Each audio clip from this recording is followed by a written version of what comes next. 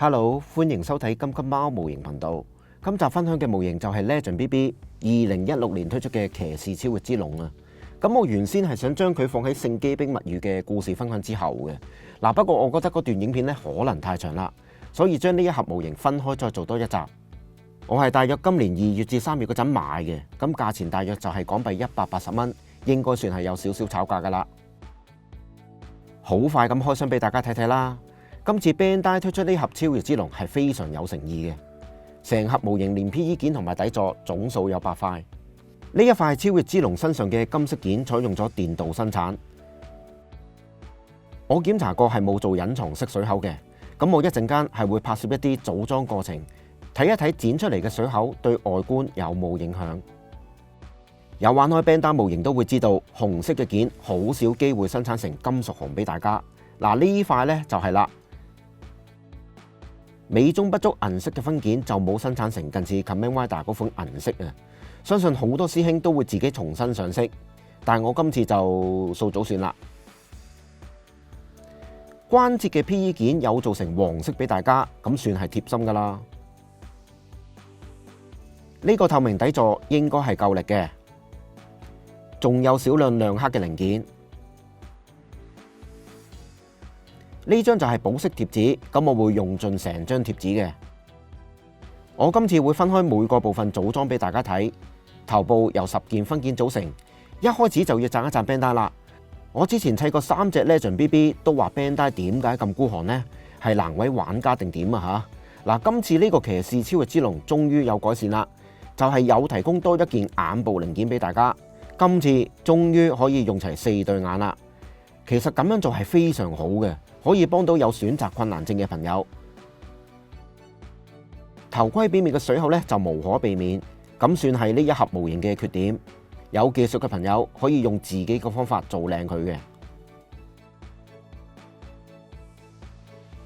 每一個 Legend BB 嘅頭部都係跟住呢個步驟去砌，絕對唔難嘅。由於今次係砌電鍍零件，以防零件表面咧沾滿我嘅指紋，所以我係有戴手套嘅。夾縫就一定會有，但就唔係話好顯眼咯。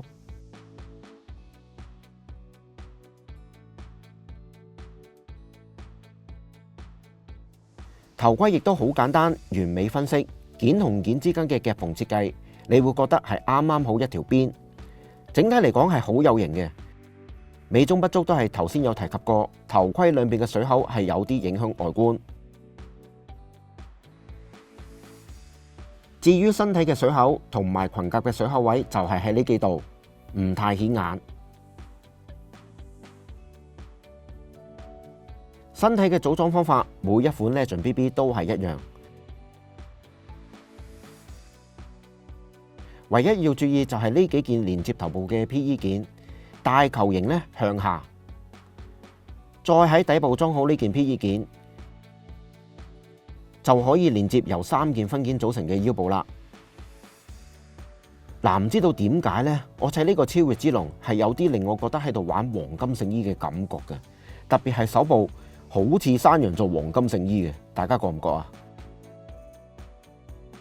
膊頭甲呢一個部分，如果 Bandai 願意出埋其他超越之龍嘅版本，呢個位呢係要出新帽嘅，特別係超越之龍 SR 啊。腳部嘅分件數量，我覺得係少過其他 Legend BB， 咁亦都同其他部分一樣，非常容易砌。最後我會將雙翼、尾部同埋武器一次過砌俾大家睇。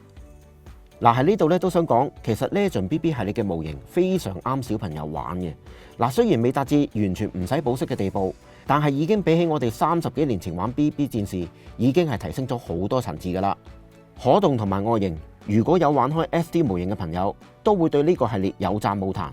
咁價錢方面，如果唔係話 Bandai 小載版，又或者 Premier Bandai， 我覺得100蚊內係非常值得買嘅。但係近年 Bandai 就冇再出新產品啦，未知係咪已經斷咗拉呢？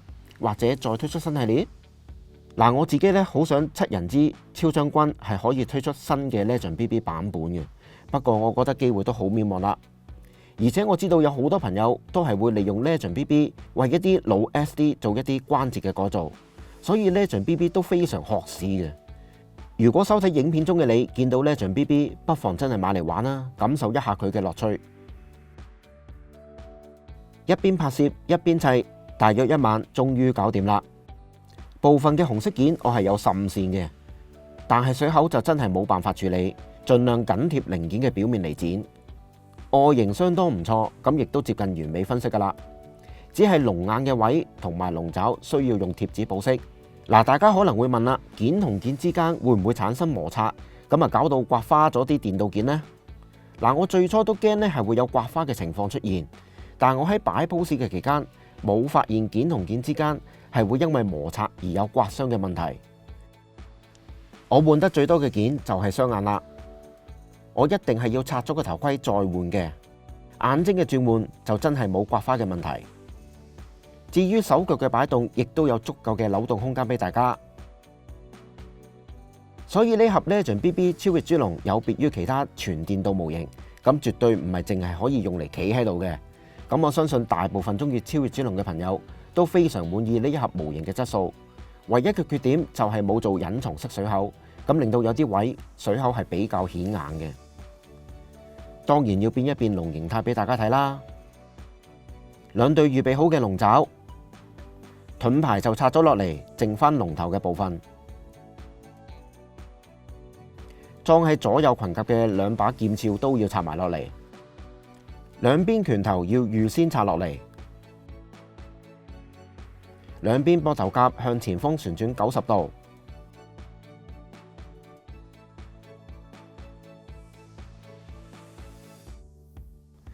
跟住就將盾牌插入去頭上火神炮嘅位。